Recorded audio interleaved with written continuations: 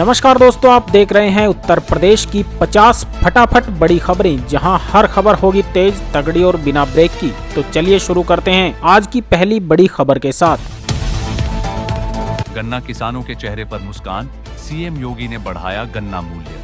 उत्तर प्रदेश सरकार ने गन्ना मूल्य में वृद्धि का बड़ा फैसला लिया है, जिससे प्रदेश के लाखों गन्ना किसानों के जीवन में नई मिठास घुल गई है। मुख्यमंत्री योगी आदित्यनाथ ने एक्स ट्विटर पर इसकी जानकारी साझा की। इस फैसले का भाजपा, रालोद और सहयोगी दलों ने स्वागत किया है।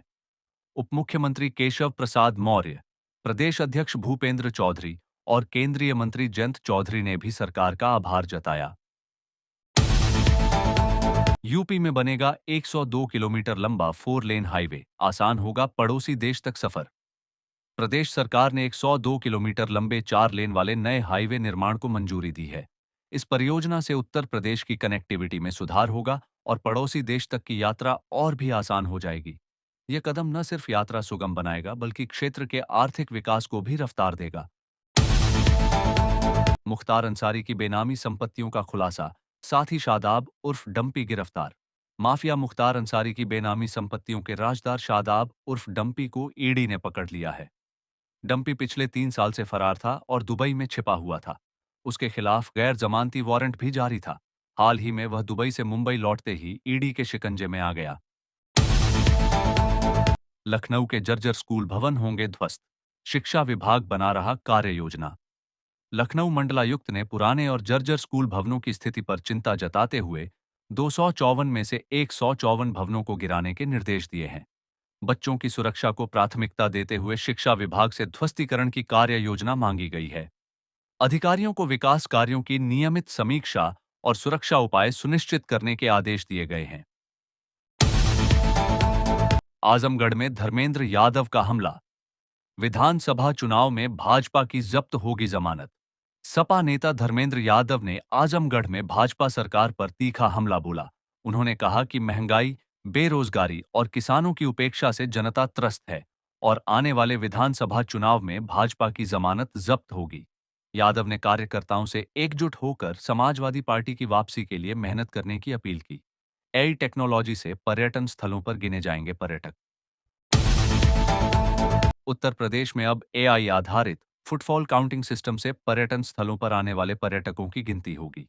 यह प्रणाली ओवरहेड या एआई कैमरों के जरिए लोगों की आवाजाही को ट्रैक करती है और रियल टाइम डेटा प्रदान करती है। इससे पर्यटन प्रबंधन और सुरक्षा व्यवस्था को और अधिक प्रभावी बनाया जाएगा। 3 लाख रुपए के लिए भाई ने की बहन की हत्या, बोरे में भरकर खेत में फेंका शव। कुशीनगर जिले में एक दिल दहला देने वाली वारदात सामने आई है, जहां महज 3 लाख रुपए के विवाद में भाई ने ही अपनी बहन की हत्या कर दी। आरोपी ने शव को बोरे में भरकर गन्ने के खेत में फेंक दिया। गुमशुदगी की सूचना के 2 दिन बाद पुलिस ने आरोपी की निशानदेही पर शव बरामद किया और पूछताछ जारी है।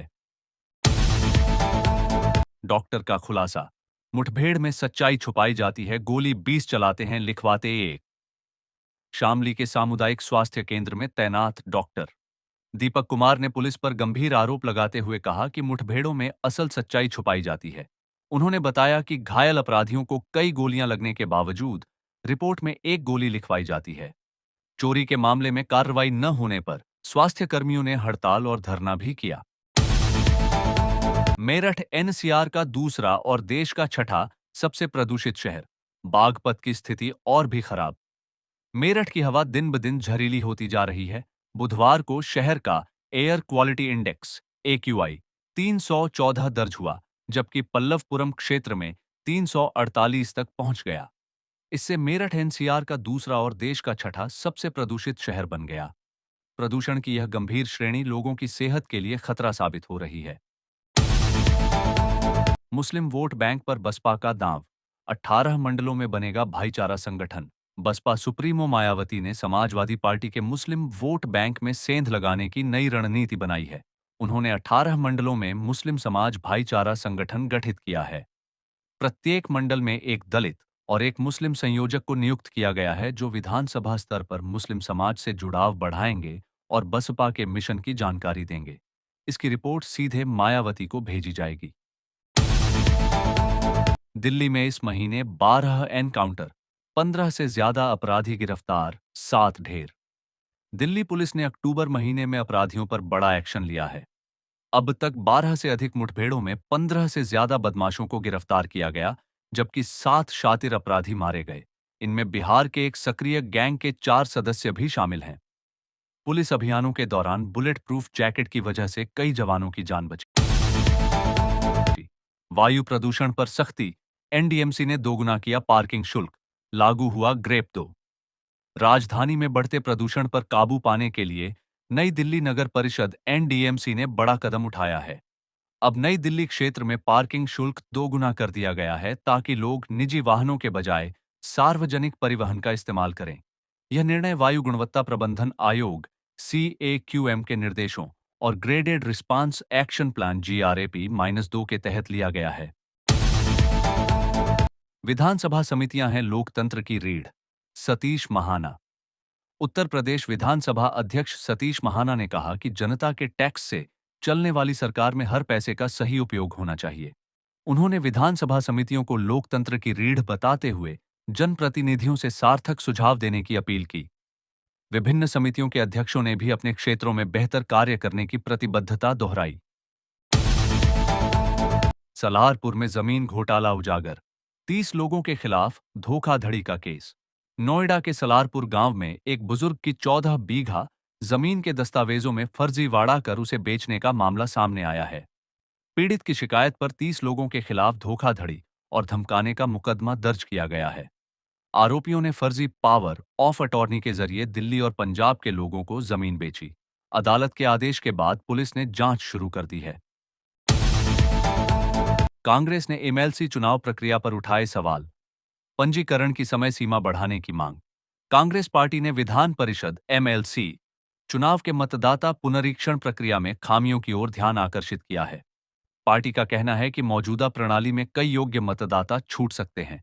इसलिए कांग्रेस ने चुनाव आयोग से मतदाता पंजीकरण की समय सीमा बढ़ाने और प्रक्रिया को पारदर्शी बनाने की मांग की है। नोएडा में आवारा कुत्तों का आतंक, सेक्टर 82 में व्यक्ति पर हमला। नोएडा के कई इलाकों में आवारा कुत्तों का आतंक जारी है। सेक्टर 82 में एक व्यक्ति को आक्रामक कुत्ते ने काट लिया, जिससे निवासियों में भय का माहौल है।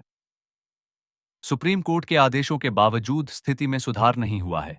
स्थानीय RWA ने अधिकारियों से तत्काल कार्रवाई और सुरक्षा उपायों की मांग की है। ईडी ने जब्त की रोहतास समूह की 300 करोड़ की संपत्ति, लाल जुगल किशोर पर धोखाधड़ी का आरोप। प्रवर्तन निदेशालय ईडी ने निवेशकों से धोखाधड़ी के मामले में रोहतास समूह और उससे जुड़ी कंपनियों पर कार्रवाई की है। जांच में पता चला कि समूह ने निवेशकों के पैसों से खरीदी संपत्तियां सहयोगी कंपनियों के नाम ट्रांसफर कर दी थीं। ईडी ने लखनऊ में लाल जुगल किशोर लिमिटेड की करीब 300 करोड़ रुपए की 5 संपत्तियां जब्त कर ली हैं। जांच में संपत्तियों के कम मूल्य पर बिक्री का खुलासा हुआ है। गन्ना मूल्य वृद्धि पर शुगर मिल्स एसोसिएशन और सहकारी समितियों ने जताया स्वागत। उत्तर प्रदेश सरकार के गन्ना मूल्य बढ़ाने के फैसले को शुगर मिल्स एसोसिएशन और उत्तर प्रदेश सहकारी गन्ना समिति अध्यक्ष संघ ने सराहा है। दोनों संगठनों ने कहा कि यह कदम किसानों की आमदनी बढ़ाने में मदद करेगा और उन्हें गन्ने की खेती के लिए प्रोत्साहित करेगा। इससे चीनी उद्योग को भी स्थिरता और लाभ मिलेगा। बहराइच में नाव हादसा, कोड़ियाला नदी में पलटी नाव, 24 लोग लापता। बहराइच जिले के सुजौली क्षेत्र में एक बड़ा हादसा हुआ है। खैरटिया गांव में आयोजित कार्यक्रम से लौटते वक्त भरथापुर गांव के करीब 28 लोग एक नाव में सवार थे, जो कोड़ियाला नदी में तेज बहाव के कारण पलट गई। 4 लोगों को सुरक्षित निकाल लिया गया, जबकि 24 लोग अब भी लापता हैं। मुख्यमंत्री योगी आदित्यनाथ ने राहत बचाव कार्य तेज करने के निर्देश दिए हैं और स्थानीय प्रशासन मौके पर मौजूद है। तो ये थी आज की उत्तर प्रदेश की सबसे बड़ी और जरूरी खबरें। अगर आपको यह वीडियो पसंद आया हो तो लाइक करें, शेयर करें और यूपी ब्रेकिंग न्यूज अड्डा को सब्सक्राइब करें, ताकि आप तक हर बड़ी खबर सबसे पहले पहुंचे।